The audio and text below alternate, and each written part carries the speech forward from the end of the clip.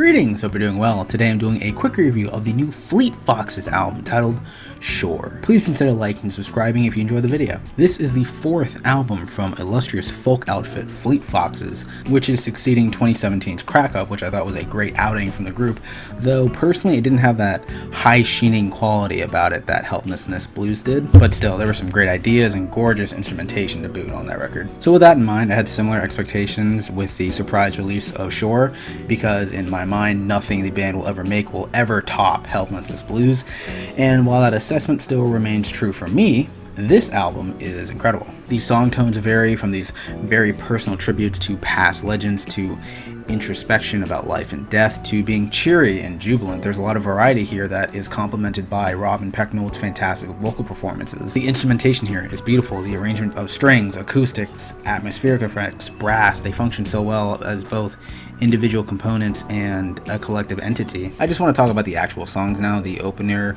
Waiting in Waist High Water, is massive to say the least. The airy and loose strums and forlorn horns are met with these giant drums and permeating sound in the middle portion that really pulls you in. The track also features vocalist Uwade Akir, I hope I'm pronouncing that right, who is featured on a couple of songs on this album. One being Can I Believe You, which has a soaring chorus with some very pretty harmonizations. Can I believe you? And the other being the sedate title track Closer, which has these riveting drum passages and serves as quite an ambiguous yet complete send-off. Sunblind, JARA, Young Man's Game, MAESTRANZA, and Going to the Sun Road are the brightest tonal tracks here, all serving up these coastal sun-kissed jams that make their mark. The vocals are great, the production choices and directions are super strong.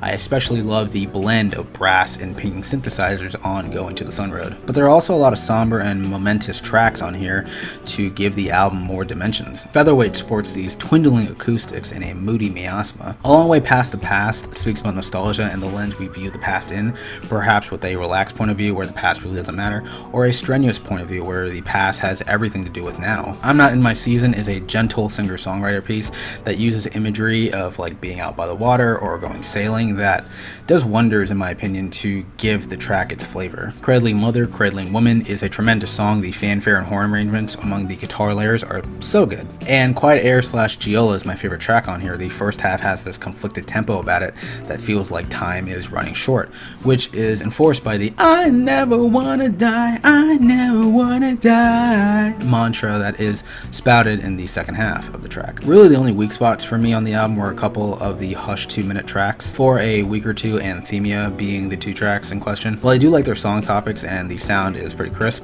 and melancholic, it just didn't leave that much of an impression on me. It didn't feel like valuable segues into the tracks that were kind of put in between. I could go on and on about just how consistent yet fresh the album remains through its duration, but I just want to keep this brief. This is a beautiful, open, and multi-layered album that has such a lush appeal to it and continues to showcase the band's musical acumen and talent. They have yet to disappoint, and based off of all of their cumulative work so far, I don't think they ever will. I highly recommend this one. Do not let this one slip through the cracks, whether you're a fan or not, and let me know what you think of the album if you already heard it. And I'll leave it at that. I'd give it a